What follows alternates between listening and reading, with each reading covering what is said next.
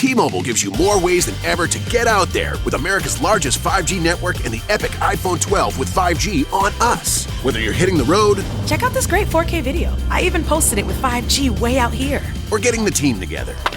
Right now, current and new customers get up to 4 iPhone 12s on us on our Max plan with eligible trade-ins. Only at T-Mobile.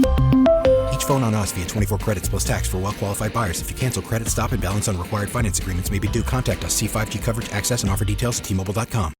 Moving day means that you and your things are in for a big transition. There's a lot to figure out. New closets, different counter space, change of floor plan. No worries. CubeSmart is here to help make your move as easy as possible. Online or in person, CubeSmart provides a self-storage experience that puts the focus on you because you matter most. Moving can be costly, and that's why CubeSmart is offering up to 25% off your monthly rent. Say goodbye to moving stress and hello to your new address with CubeSmart Self-Storage. Visit CubeSmart.com for more details.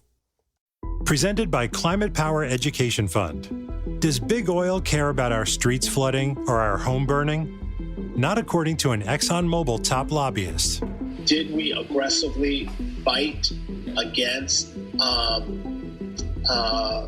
some of the science? Yes. We were looking out for our shareholders. They care about profits, not people. Learn more at polluters.exposed. Welcome to today's edition of the Clay Travis and Buck Sexton Show podcast. Welcome back in. We are in the third hour, Monday edition, Clay Travis and Buck Sexton Show. The first 2 hours of the show, all about Afghanistan, pretty much exclusively. Encourage you to go download the podcast. You can search out my name, Clay Travis. You can search out Buck Sexton, and you can hear all of that. And certainly we're going to continue to talk about Afghanistan more throughout this hour. But we are together in Nashville right now, and we've got some different guests that are coming in studio with us during the course of the week. And we are pleased to be joined by Matt Walsh from the Daily Wire right now. He is at Matt Walsh Blog on Twitter. He also now lives in Nashville. And you're a father of 4 and fired up at the absurdity of the mask mandates that are taking place for kids. And we talked about this last week. I went to Williamson County, which is a county south of where Nashville is, on Tuesday. Wednesday, you went and spoke as a parent against the mask mandate in the city of Nashville. What was your experience like? And thanks for being here with us. Yeah, thanks for having me in. It was a little different from your experience, I think, because there was probably a larger contingent of pro-mask parents. I'd say it was about 50-50. In Nashville. In Nashville, yeah. And I could tell that the anti-mask parent, which I don't even like to say anti-mask, more like pro-sanity, pro-reasonable policy. Yeah. I mean, I am anti-mask, but there are plenty of these parents who actually have no problem with masks in general. They just don't think their kid should be forced to wear it. So anyway, on the pro-sanity side, I could tell that there was some organization that happened, like an effort to bring parents out. On the on the pro-mask side, there wasn't as much of that organization. For me, it was kind of revealing because I was like number 20 to speak on the list. How many people did they allow to speak? There were 50 people on the list, and then a lot of people didn't show up. And, yes. So I don't know, maybe 30 actually spoke. Right. We got kicked out before the end because they told us we had to wear masks. They decided like towards the end that if you're in the building, you have to wear a mask or you can leave. And so I said, all right, I'll just leave.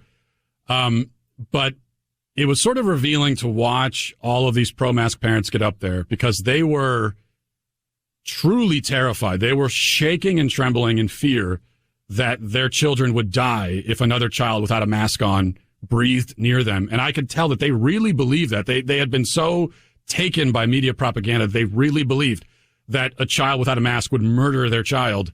And that was kind of revealing to me because I wasn't sure how much these parents had really bought into this, or are they more concerned that they would get sick, or do they really think their children's lives hang in the balance? And they do, at least from what I saw. So are they, based on what you were hearing? And again, I find the parents who are terrified, but it's very sad, but it's also very important to get to the bottom of it, because there are definitely teachers union representatives, folks like that, who are playing politics with the masks in school, and or it's about they're worried that adults are going to get sick, right? There's that component. But for people who actually think that it's a big risk to kids, Matt, are they unfamiliar with the actual statistics and numbers? I mean, do they not know? Did that come across that we're getting into the 1 in 100,000 kind of a number of fatalities for children who get this virus. Were they just ignorant of it, or do they not care? I mean, how does that brain process work? To the best of your ability, explain it to us. I think it's a little bit of both. A lot of it is also human nature. I think a lot of people, they don't find data and statistics to be all that compelling emotionally, and what drives most people is anecdotes. So what I heard was just a succession of one anecdote after another, people getting up there and saying, oh, I know a child that this happened, or I know someone who knows someone that this happened. And then when it was my turn to speak, I said, okay, well, here are the statistics. 42 million children have contracted COVID that we know of, probably a lot more than that. And the 350 or abouts, according to the CDC, by August had died of COVID. Assuming all that's accurate, that is a mortality rate of like 0.008%. And overall, the overall child population of the country, 0.0004% of them have died by COVID. They're more likely to drown in a bathtub. They're more likely, of course, to die of the flu, which is a really important point here. And you try to lay all that out. I know I'm not the first person to make these points. You made these points many times, Clay, but there is this kind of, it's like you're talking to a brick wall. They don't want to hear it. They're not masked, and I just said to Clay before you came in, we've gone into true religious symbolism now, meaning that like your belief in the face of contravening evidence actually becomes, in masks, becomes more evidence of your faithfulness to the Fauciite masking religion. And I think that people double down on this even against, I mean, we look at the data on mandate cities versus non-mandate cities or mandate counties. And when you line them up, it's just not possible to look at this and think that they're a successful intervention tool. We had Dr. Marty McCary on the show recently. He's written in the Wall Street Journal a bunch of times about COVID stuff, Matt. And he says people forget that masks were the fourth mitigation tool in terms of importance, right? Number one was separating people, right? Or essentially social distancing and keeping the sick away from other people. So when do you think there will be more of a wake up for those who still cling to this? I mean, I just came from New York where I had to get vaccinated to be able to go to my own brother's wedding this week in New York City. Full stop, no exceptions made. When do you think people realize how insane and authoritarian this has really become? I think, I'm not the guy for silver linings. So if there's a rosy picture at the end of this, if there's light at the end of the tunnel, I'm not the guy to point it out. More of the doom and gloom type, I guess. So I would say that I think we're at the point where if you're still fully invested in the mask cult, then I don't see how you're ever going to be rescued from it. I think there are people that are masking really for the rest of their lives. Part of it is there's this, people aren't aware of the statistics or don't care, but also for a lot of people, their ability to assess risk and to come up with proportional responses to that risk has been utterly obliterated. And so you'll hear them say things like, well, better safe than sorry. There is a risk. It mitigates it. If we can save even one life. If we can save even one, which of course, if you try to operate that way, where it was, as long as we could save one life, well, then you would never drive a car. You never leave your house. You would never do anything. Driving a car is a really important point because you get into a car. Every time I put my kids in a car and I drive somewhere. Yes. Even with a seatbelt, I know that they might die. Yes. I might actually kill them accidentally in the car. I might. I probably won't. Oh, thank God I don't. But I might. You could do that. And yet you choose to do it anyway. Because you've assessed that although there's a risk and it's a terrible thing that could happen, the risk is not great enough to adjust your lifestyle to that extent. Putting that into perspective in particular, because I do think, and Buck and I try to do this on our show, and I know you try to do this with your audience too, hammering home facts and data, 1 to 4 year old kids drowning, you are 2.8 in 100,000 people drowned. All right.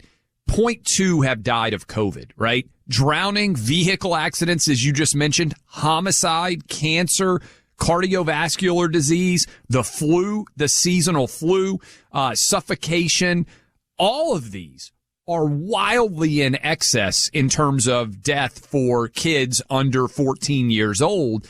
And yet we have almost no discussion about it. I was talking with my wife this weekend, and she said we need South Park to do an episode on pools shouldn't be allowed, right? Because far more kids drown than ever are impacted by COVID. If you want to keep your swimming pool in your backyard, you want kids to drown in them because you're a bad person, because that's the logic of the from a satirical perspective, right? But it's like people don't care about this data, and you tell them, and it comes back to that anecdote where they saw something on social media and it's the driving force. So they don't they don't accept the data, or they don't care about the data, Matt, but also over the weekend we saw some new numbers out of, now it's Martha's Vineyard, I think, in general, but they had 74 confirmed cases, which this is a highly sophisticated and vaccinated population, as you know, in general in Martha's Vineyard, but specifically the Obama birthday bash.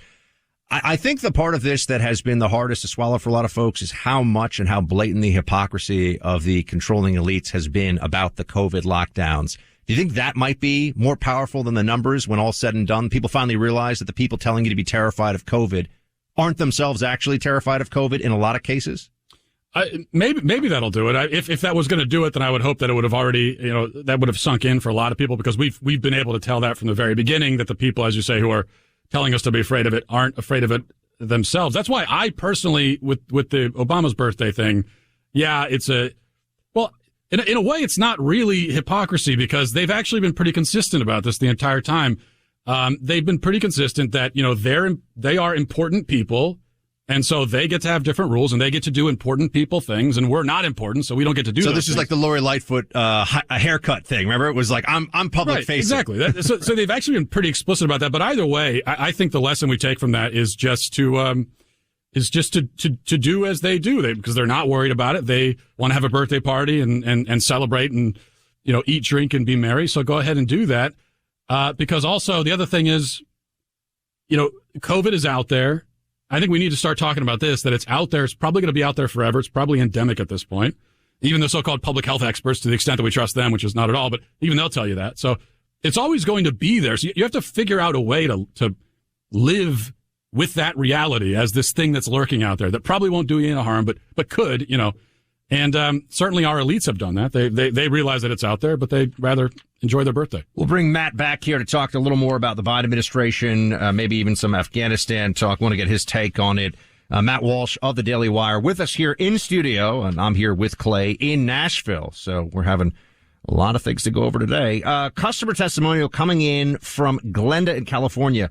Relief Factor stops the pain with no adverse side effects, Glenda wrote. I'm delighted to get back to my normal lifestyle. Look, my dad is a avid golfer, but he's also a guy who likes to work with his hands and build stuff. And, Relief Factors really help with his back pain and his arthritis. My mom takes it now, too, because my dad's has found it so effective. And Clay, I know Relief Factor has been useful for your household, too. Yeah, look, my wife is in fantastic shape. She works out really hard, though, and a lot of times you need to be able to bounce back from aging, exercise, everyday living. Goes right to the source of inflammation. Hundreds of thousands of people have ordered Relief Factor, and about 70% of them, they go on to order more. You can join the more than 500,000 people and order the 3-week quick start for only $19.95. Go to ReliefFactor.com. or call 800-4RELIEF to get the $19.95 3-week quick start developed for you. That's ReliefFactor.com, or you can call 800-4RELIEF. Relief Factor, feel the difference. Ran out of propane? No need to drive to the store when you can get propane delivery straight to your door with Cinch. CYNCH. Cinch brings the tanks to you. It's easy and convenient propane home delivery. Here's how it works. Go to cinch.com, that's CYNCH.com. Enter your zip code, select your delivery date, and drop-off location. It's really that easy. Just set your used tank out for pickup the night before your delivery, and Cinch handles the rest. There's no ongoing commitment when you try Cinch, and they accept any and all tank brands for exchange. Not a Cinch customer yet? What are you waiting for? New customers can get their first propane tank exchange for just $10 with promo code TANK10 at checkout. That's CYNCH.com, promo code TANK10. Turn up the heat this summer with Cinch. Ridiculously easy propane grill tank home delivery. Limited time offer. Restrictions apply. Visit CYNCH.com/offer for details. After all that planning, it's happening. Your DIY closet renovation is finally becoming a reality. Question is, where do you put your things while you work? CubeSmart has you covered with month-to-month leases and self-storage solutions that make it easier to get organized. Online or in person, getting self-storage is convenient and fast. And because DIY renovations can easily go over budget, it's great that CubeSmart is offering up to 25% off your monthly rent. Say goodbye to before and hello to after with CubeSmart Self-Storage. Visit CubeSmart.com for more details. We all have a story about our lives, our passions, and the best way to tell it is with a podcast. And Spreaker is the easiest way to start a podcast. All the tools you need to record, edit, and publish are right here. Spreaker even helps you monetize your podcast, so you can turn it into a side hustle or a full hustle. Listen, this is your chance to tell your story. So launch your podcast for free now at Spreaker.com/start. That's SPREAKER.com/start. From the iHeart Podcast Network. Welcome back to the Clay Travis and Buck Sexton Show. Here in studio with Clay and joined by our guest today, Matt Walsh of the Daily Wire. Matt, one thing over the weekend with all the craziness in Afghanistan that kept coming up, at least in my mind, was how many disasters, how many terrible decisions can the Biden administration get away with before it's clear that this isn't going to be like Jimmy Carter? It's looking like it's going to be worse than Jimmy Carter. Yeah, I mean, I think with this speech coming up from Biden, I don't know exactly what to expect. I know that there's some people on Twitter are hoping that he resigns, which I tend to doubt. But even that, tend to doubt. That would be a blockbuster of all blockbusters. But even that, I'm not even sure I would celebrate that, because that means we get Kamala Harris. I'm not sure that's a better circumstance. But I think with the Afghanistan thing, for me, it's important to draw this line, to walk a line, because on one hand, I think we can all agree that the withdrawal has been handled horribly. That's one thing. It's one of those rare circumstances where everybody agrees on both sides of the aisle. But at the same time, this is something that needed to happen. It's happened in the wrong way, but we did need to leave, I think. And I also think it's strange, and I'm not an expert myself in Afghanistan, but then we know that the experts have failed us, so we just have to use our common sense and try to navigate these issues, whether it's COVID or this. So I also look at the fact that, Afghanistan allegedly had an army of 300,000 people, Biden claimed, and they, didn't fire a shot and gave up as soon as the American military leaves? I mean, it made the French in World War II look like, diehard fighters. In the early days, there were some small units that were willing to fight it out, and I think, unfortunately, very bad things were done to them when they surrendered. But as a overall cohesive force, yes, it was just... In fact, they had military units that handed over their gear, and the leadership took payment from the Taliban to not fight right away, right off the bat. Yeah, I think that if a country has no will to exist, I don't know how long we can prop it into existence. I know that there's this comparison I've seen on social media a lot saying that, hey, we've got bases in Germany, Japan. Those countries aren't at war still, don't have active insurgencies still. We could argue about whether we should have bases there, but they are countries at any rate. We are not propping up this house of cards simply by being there like we are with Afghanistan. And it just seems like there are a lot of people in the ruling class especially who say this should be an indefinite situation where we hold this country into existence for unclear reasons indefinitely, and I don't see how we can do that. That became the argument that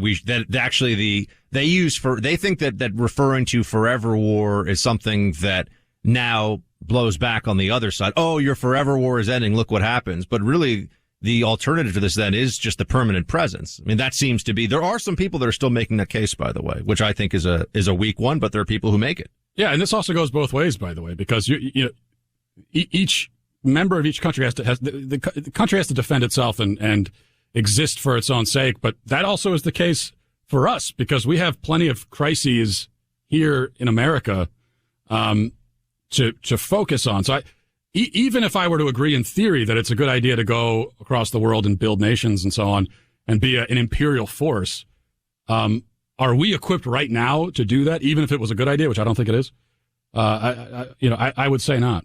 What about the domestic impact for the international failure, big picture, right? I mean, we can talk about the experts have failed again, but does Joe Biden bear a significant consequence domestically for what happened in the foreign country right now in Afghanistan? Or a week from now, has the average American completely forgotten about Afghanistan and everybody just kind of moves on and the long range impact here is not significant? What is the legacy here? Yeah, I think it's the latter. The average American these days, we have the memory of a housefly, right?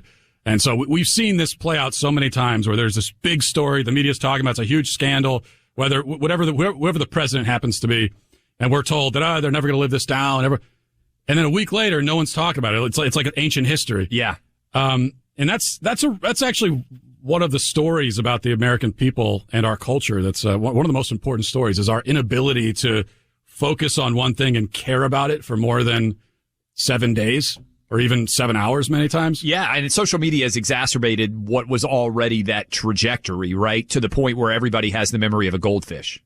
Yeah, exactly. Because there's always a million things going on in the world, and sometimes it's a matter of, well, which thing should I focus on? And then a lot of people outsource that discernment to the media, and the media tells us, oh, well, here's what you should focus on now, and that's old news. Now focus on this instead. Isn't it amazing, Matt, to watch as they pretend now that it is at least the withdrawal is utter catastrophe. Everybody can see it. It couldn't be more obvious. Now they're asking the tough questions for a day or two of the Biden administration as if that's something to be celebrated or brave. It would have been better if they had asked questions, I think, before the whole thing fell apart. Yeah, I saw the interview with Jake Tapper where That's his whole thing. He asks the hard questions when there's no other choice. Yeah. Then he wants a pat on the back. He's the biggest of the frauds, in my opinion. Go ahead.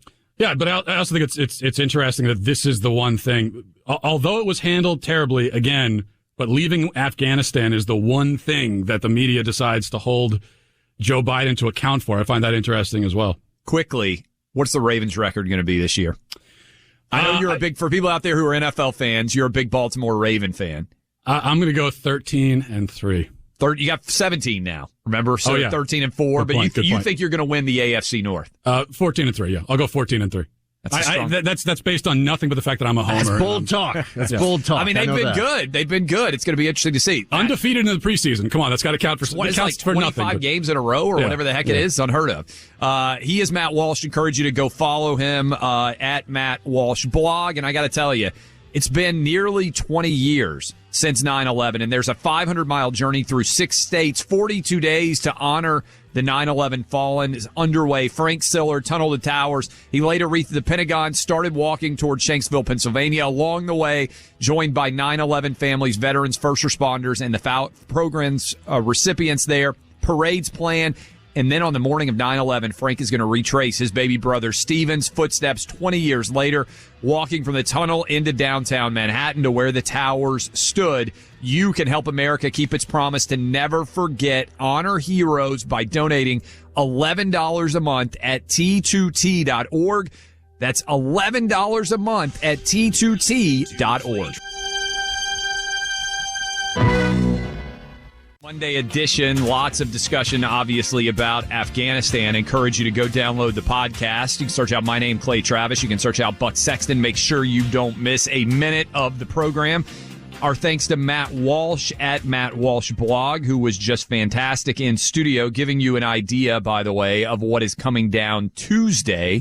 We will have the governor of Tennessee on, Bill Lee. He will join us in the second hour. And then in the third hour, Tommy Lahren of Fox News will be in studio with us, also Fox Nation, so you can set your calendars accordingly and be aware of both of those guests coming up on Tuesday as we're doing the show together here in Nashville. But I want to circle back around now. Ironically enough, Jen Psaki will circle back on this whenever she ends her vacation. But Secretary of State Tony Blinken, one of the big questions that is out there is, will we end up with Afghanistan as a breeding ground for terrorism again? He was asked, the Secretary of State was, about that. Play cut 7. Jake, we have tremendously more capacity than we had before 9/11 when it comes to counterterrorism. In places around the world where we don't have forces on the ground, in Yemen, in parts of Africa, in parts of Syria, we're able to deal with any potential terrorist threat to our country, and we're doing that every single day. We're going to retain in the region the over-the-horizon capacity, as we call it, to see and deal with any reemergence of a terrorist threat. And look, I can't tell you what the Taliban is going to do, but again, in their self-interest, allowing a repeat of what happened before 9/11, which is a terrorist group to reemerge in Afghanistan that has designs on the United States, well, they know what happened last time, so I don't think it's in their self-interest to allow that to happen again. Okay, Blinken, Buck, has been pretty much the only Biden administration official who has been talking at all for the past several days. Now, again, in about an hour, Joe Biden is scheduled to speak from the White House about the situation on the ground in Afghanistan. You just got, Buck, talking points from Nancy Pelosi's crew, but I would say, almost as much, it feels like, as Tony Blinken does about Afghanistan. And I think for people out there who may not care as much about foreign entanglements, should we be worried now that we're completely out of Afghanistan, that we are going to create another breeding ground for the next iteration, however it might arise to become a reality of a 9/11 type attack? Well, this is the center of the debate right now for what comes next, because the humanitarian catastrophe it is unfolding right now. There will be executions. There will be women who are effectively enslaved. There will be abuse of children on a horrific scale. That's happening, unfortunately. That's going to happen with the Taliban. It already is happening. So then what do we have to think about from a U.S. policy perspective going forward? And that's where you get into will it become a jihadist safe haven? That would be the term, or a platform for the global jihad. And I've got to say that the over-the-horizon capabilities, and by that they tend to mean manned and unmanned flight, so using drones and using strike aircraft and bombers when necessary to go in and attack targets. It's very hard to think that, given what we've just seen here, Clay, that our intelligence capabilities, our intelligence gathering and knowledge and on-the-ground assistance in a place like Afghanistan is going to be sufficient for us to use those over-the-horizon capabilities to strike at whatever it is that we think is a threat, right? I mean, we're now losing so much visibility into Afghanistan as we're drawing down that we're going to be able to see things coming and deal with them effectively, again, using those long-range strike capabilities. I think that's rosy, a rosy thinking scenario here. I think that we're going to see the Afghan Taliban, they'll probably consolidate for a while. They will spend time proving their governance model. Believe it or not, that's what one of the reasons they were particularly successful in the Pashtun areas of the country in the south and places like Kandahar and Helmand. And one of the reasons they're so successful is that they were creating shadow governance for a long time. And they do come in, and their orders are respected on the ground, meaning the Taliban leadership's orders will be respected on the ground. So they're going to try to become a country. They're going to try to become a regime that actually has the Chinese, the Russians, and others recognizing them. And then the question will be, well, is this just a place that's a place where terrorists can gather, or will there be a true alliance of some kind? I don't know if there'll ever be the true alliance there was with Al-Qaeda that we saw in the past. It was pretty open that they were the homeland for Al-Qaeda in the past. But there could be something along those lines. I mean, there could be essentially safe space for the operation of certain terrorist groups. I mean, this is also, if you're looking for a region of the world, you have dozens of terrorist groups operating in the AfPak region. And we should also start to think of Afghanistan as essentially an extension of northwest Pakistan. And then it makes a lot more sense. So I know that the administration is going to say, don't worry, we've got this. But Clay, to put it really simply, given what we've just seen, how can anyone listen to Tony Blinken and say, you know what? I think they've got a handle on the situation. And building, and this is where I think this foreign policy calamity rolls into the domestic disaster, which is building on what you're saying, Buck. Based on what you are seeing on your televisions and have seen of the Taliban rise up and take over Afghanistan faster than any of the, and I'm doing this in quotation marks, experts told us it was possible. How is it that you can trust in any way the experts on COVID? How is it that you can trust the experts on inflation? How is it that you can trust the experts on the border? How is it that you can trust the experts on crime? All of these areas Joe Biden is already failing in.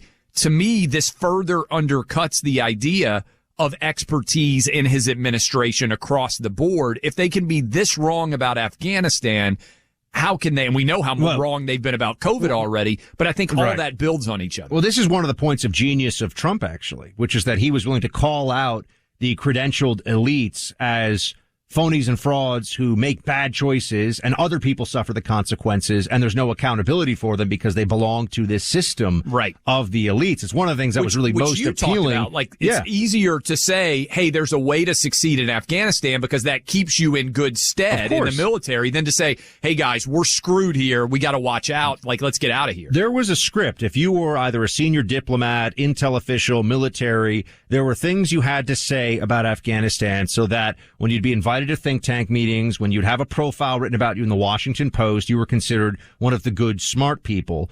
And if you broke with that consensus, then you risked personally your career, your aspirations. Now, this is something, by the way, that happens to both of us, right? Because we're breaking a lot of times with conventional wisdom in the way that we talk about COVID, or we're trying to be as honest as we can with our audience.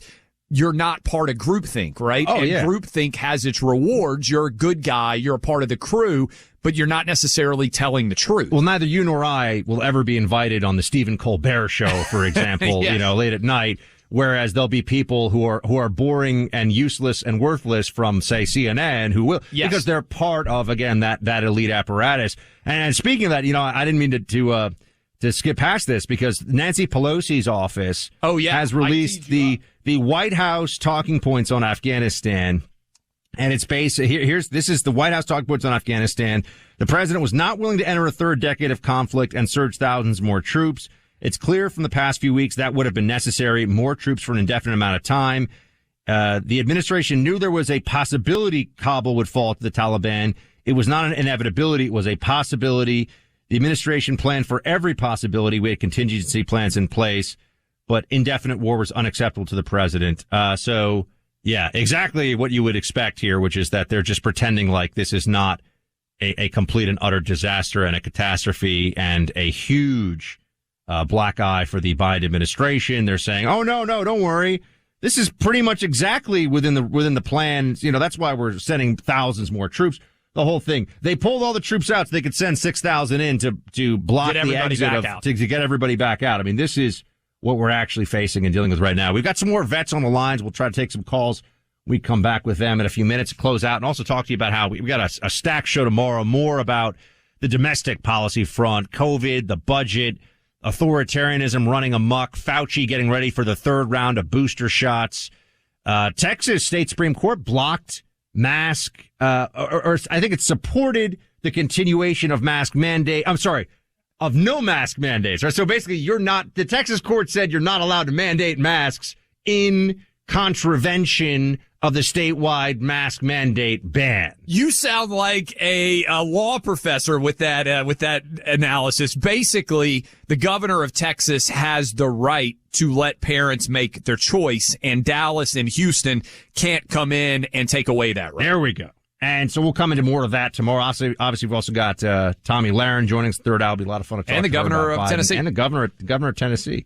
Let's get into that in just a moment. But, the work that I do to prepare for this time together has me constantly researching. And I see headlines and stories on soaring debt and massive inflation that no one in the administration wants to acknowledge. At the same time, the stock market's reaching all-time highs. But how long is that going to last before the bubble bursts? You want to protect what you've built. So how do we, the people, protect our money, our retirement, and our savings? The answer is simple. We rely on the old faithful. People are buying real gold and silver from the Oxford Gold Group. It's gold you can actually hold in your hands or put in your IRA. And I'll tell you, there's nothing like actually holding gold that you've bought in the palm of your hand. Call the Oxford Gold Group right now at 833-404-GOLD. Oxford Gold will send you a free guide on investing and answer all your questions. Protect your money before things get even worse and call the Oxford Gold Group today, 833-404-GOLD. 833-404-GOLD. There's a reason podcasts are popping up everywhere. Podcasts can make you money. And Spreaker is the easiest way to start a podcast. You could literally record your first episode today. Spreaker has all the tools you need to record, edit, publish, and monetize your podcast all in one place. And it's free. So tell your story and make money while doing it. Start your podcast for free now at Spreaker.com/make-money. That's SPREAKER.com/make-money. From the iHeart Podcast Network. When you think about sharing your knowledge with the world, you don't think podcasts, right? But why not? Millions of people listen to podcasts every day. You can be one of the first to use podcasting to create how-to lessons with Spreaker. Spreaker is the easiest way to start a how-to podcast today. Everything you need to record, edit, publish, and even monetize your podcast is right here. Start your how-to podcast for free now at Spreaker.com/share. That's SPREAKER.com/share. From the iHeart Podcast Network.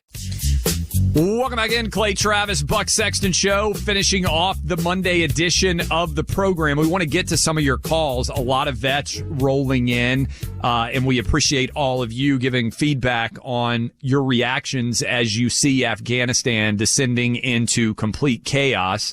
And let's start with Michael in Abilene, Texas. Michael, what you got for us? Hey, how you guys doing? Excellent. Yeah, I just want all the other veterans out there to know we didn't abandon Afghanistan. We were just following our orders. We did what we could do. And, all we can do right now is just pray for that country to hopefully get a taste of freedom again and basically just to continue to live ours. I mean, this is probably the hardest thing yet. I mean, every time we try to accomplish something, it's just a stab in the back. My heart's for our brothers and sisters and for the country of Afghanistan. Thank you for your service, Michael. Bill in San Antonio is also a veteran. He's been waiting for a while. Bill, what you got for us? So I could just make a couple statements here I wanted to make real quick and just get your thoughts on it. I don't think that holding public office makes someone immune from hating our country. I referenced mainly the squad, Rashid Tlaib, Sandy Cortez, Ilhan Omar.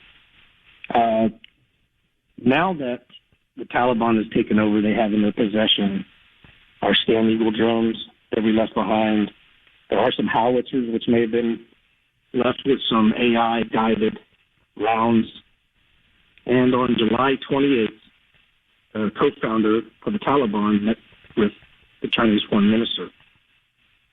So if they are establishing ties with China, could this not be some sort of a backdoor arms trade with China to give them our technology that we have? Well, China, Bill, thank you. By the way, China is going to view Afghanistan the way it does every other country it interacts with, which is just from a purely what benefits us. We don't care about anything else, human rights or the international community perspective. And so they're going to want resources in Afghanistan, and they're going to view this as an opportunity to push their influence in the region. But there's a lot of players. I mean, it's not just China that are going to have a very strong hand in dealing with the Taliban going forward. Pakistan is certainly top of the list. The Iranians tend to, because the Iranians are Shia, of course, tend to not like the Sunni Muslim Afghani Taliban or the Pakistani Taliban. But there's going to be a whole bunch of countries jockeying for influence, but certainly China is going to be a major player in that process as well. Thank you, Bill, for calling in. And we also have, Charlie in Kansas City, Missouri. Hey, Charlie. Hey, how you guys doing today? We're good, thank you. What's on your mind? Hey, I'm a big military family. I'm retired military, 32 years. We have family of 6, 5 are serving. My brother-in-law, retired SF. I'm retired, in the line of the infantry line of work. But I tell you what, I've done multiple trips overseas. My son just got deployed with 82nd due to this mess that's going on right now, and he's an infantry officer. Bottom line, we need to, totally get out of there, let these kids take care of themselves, or if we go back in, the problems I've seen in the different places I've been, we have not had enough resources and we have not had enough men to do the job that's out there in a timely fashion. And, our current president is a complete moron, for pulling everybody out of there. If we gonna go back in, let's go in there and spank these kids, the Taliban, and do what we got to do and get the job done and over with. If not, totally pull out of there. And sometimes, like with our own children, they have to grow up. You push them out of the nest, for them to take care of themselves, and I don't want these people, thousands and thousands getting on a plane and coming back to our country, because what's going to end up happening is that you're going to have some of the Taliban mixed in with the quote-unquote good people coming in. So you're going to have these wolves mixed in with sheep, if you know what I mean. Yeah, no doubt. And thank you, by the way, Buck. We've had so many different veterans who have been weighing in. We wanted to get as many different of your calls as we could. And we want to thank everybody out there for their service and let you know that unlike a lot of people in the media, we're not just going to abandon this story in like 2 days, right? Like, this is a major threat going forward. And Buck, and you probably don't need to hear it from me, but of all the people who are talking on the radio today about Afghanistan, you have direct personal experience in Afghanistan, candidly, in a way that very few do, which is why I think it's important to let you have the final closing thoughts here. Well, I appreciate that, Clay. And yeah, my time on the CIA's Afghanistan desk was certainly eye-opening. And what we're seeing right now, in essence, now looking at it from the perspective of somebody who was reading the reports and getting a sense from the generals on down of what was really happening in the country, and speaking to different, SF units and guys who were out there on the front lines about what they were seeing, this notion of building an Afghanistan that was going to be able to stand on its own ever was just looks like a fiction now. I mean, and it should have been clear to the American people a long time ago that that's what our leadership was pushing us into. But we'll, as you said, we'll continue to follow this story in the days ahead. It has massive implications, not just for the international community, but of course for the U.S., its view of itself in the world, and domestic politics too. Tomorrow we got the governor of Tennessee, we got Tommy Laramie, we got domestic politics, COVID lockdowns, and all that stuff to talk about. So stick around with Clay and Buck. You're listening to Clay Travis and Buck Sexton on the EIB Network.